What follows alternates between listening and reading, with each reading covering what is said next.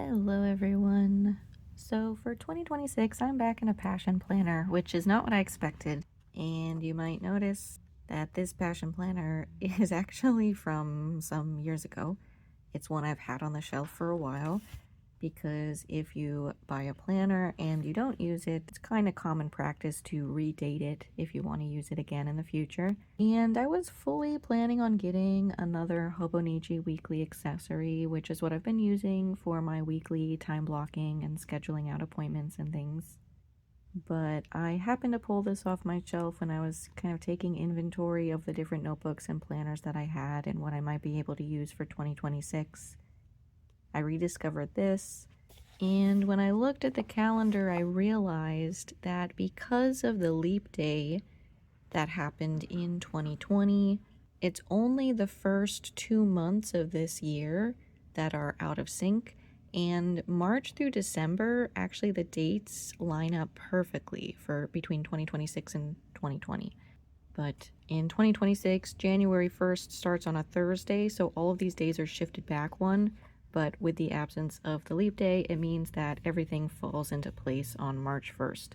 So I only actually had to redate 2 months in order to make this a totally viable planner to use without a lot of effort.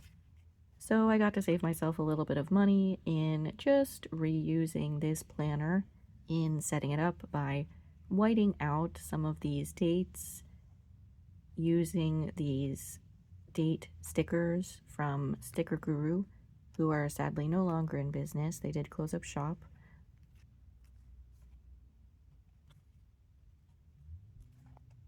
But I got quite a lot of things in their going out of business sale, so I have a lot of things still from Sticker Guru to use up. So I spent some time setting this part of the planner up and just making sure that I had all of the dates for January and February, going through and also whiting out some of the holidays that weren't falling on those particular days or rewriting them somewhere else. And now I have a planner that's ready to use for 2026. So let me walk you through what my intentions are and a couple of the things I still have left to do before the year starts. Passion Planner does have some nice front matter asking what is the biggest goal you would like to accomplish this year, who or what motivates you most, and write some words of encouragement for yourself to read during hard times. Then we get to the Passion Roadmap, and this is where you do some ideating about lifetime goals and then sort of break it down what it would look like to pursue that 3-year, 1-year, or 3-month time frame. And then there's another page just to isolate the one thing that you identify that would make the biggest difference in your life right now, what they call your game changer. And then we get into the monthlies.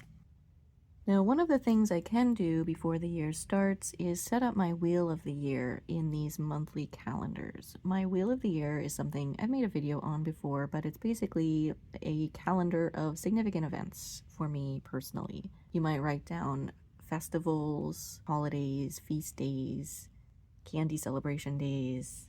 You can write down anniversaries, memorial days, birthdays, and any other days that feel like meaningful and significant to you that you want to observe or commemorate or do a ritual on or have a tradition based around.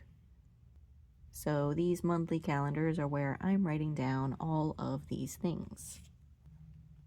Part of my quarterly reset includes some goal setting and refocusing on my priorities, taking any projects off the back burner that I want to refocus on, or moving something to the back burner if I've decided that now isn't the right time in my life to be working on it.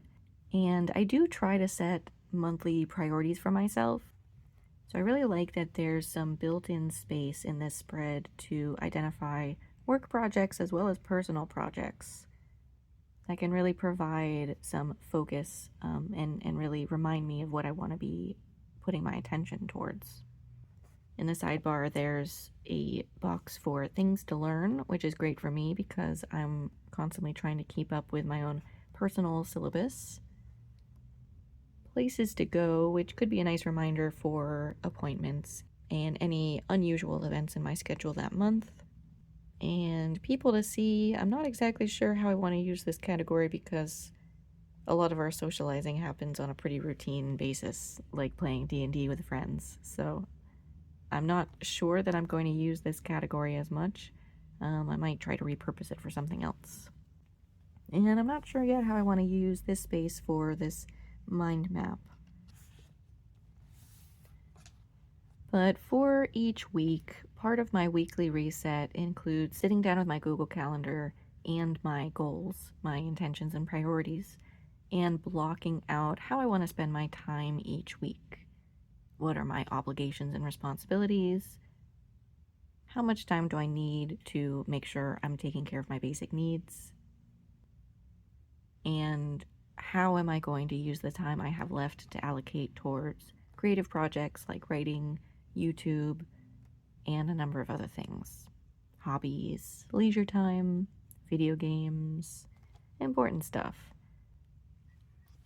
So even though I was using a very small space in the Hobonichi, and this is of course much bigger than that, I really do think I'm going to enjoy using all of this extra space because I'm not going to use a bullet journal for right now as part of this system because I really do want to keep some of my daily tasks and little reminders to myself attached to my weekly schedule.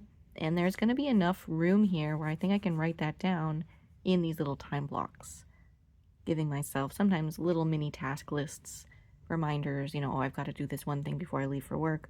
Oh, there's this one little thing I've got to do in the morning. Oh, there's this one little thing I've got to do before bed. And this is just a good place to write down those reminders, so I don't need a separate space for that.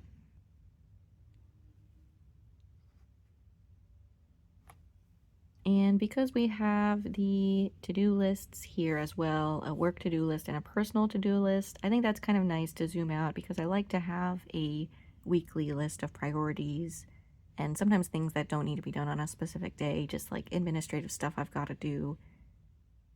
There's always a running task list of things I have to take care of. So I appreciate having this dedicated space. I think I'm going to repurpose the sidebar here from good things that happened maybe into a little breakfast or lunch menu board option for myself. Maybe reminding myself about the leftovers we have in the fridge. Just because I want this planner to be very forward focused and not looking backward. If I'm going to be doing reflection on gratitude or good things that happened, I want it to happen in my memory keeping journal, which is my Sterling Ink Common Planner, and not in this, which I'm mostly trying to do to make sure I can keep track of all of my responsibilities and everything I have to get done and making sure I'm staying on top of things for the upcoming near future. But I don't have anything to do in these pages until the year starts.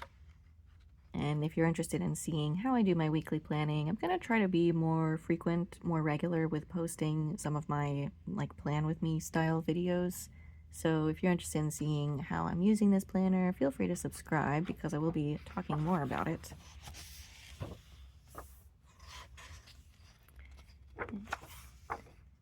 And the Passion Planner does come with a lot of extra features as well. We have a monthly reflection at the end of the month, each month, with questions like, what was the most memorable part of the past month? What were the 3 biggest lessons you learned? Review your planner for the past month and assess your priorities. Are you happy with how you spent your time? What did you accomplish this past month? What are you proud of? How are you different between this past month and the month before it? Who or what are you especially grateful for this past month? And name 3 things you can improve in the upcoming month.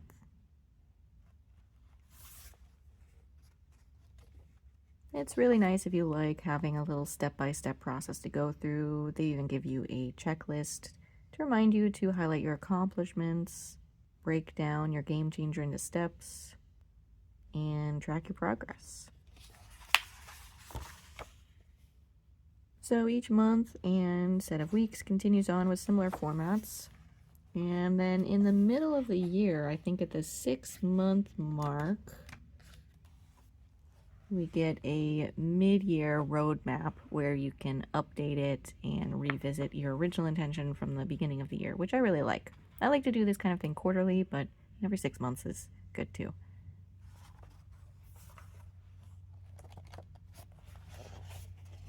In the back, there are quite a lot of blank pages, so there's a lot that I could do back here with setting up reference material or tracking anything if I wanted to. So we'll see what I end up feeling like I need it for, because I'm not going to decide that ahead of time before I'm actually like working in the system and figuring out exactly what I need and what I need to cover. So there's not much else I can do in the planner until I do my quarterly reset and set some goals for the new year and the new month. So stay tuned for that. And if you like planner content, that's what I'm here for. So I hope to see you around. Hope you tune into the next one, and have a good one, everybody. Bye for now.